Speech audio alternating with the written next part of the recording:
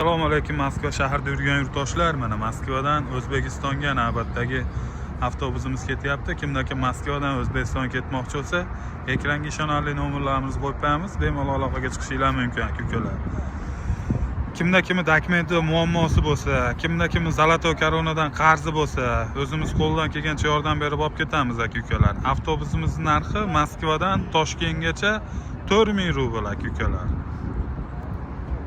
Moskva, Toshkent, Sankt-Peterburg, O'zbekistondan polni odam olamiz. Bu avtobusimiz to'ldi, aka-ukalar. Mana hozir ichki holatini bir qator ko'rsatib qo'yaman. Kim qiziqqanlar bo'lsa, xullas mana aka-ukalar, ekranda nomerlar bo'ladi. Aloqaga chiqishingiz mumkin.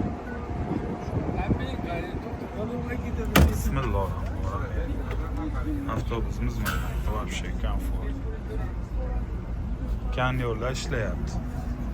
Zaryadchilar bor har bitta mestada, aka-ukalar.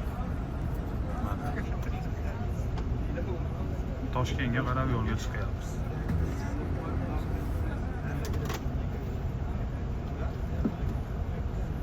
Gapiring, opa. Yaxshimi? Taassurotlar.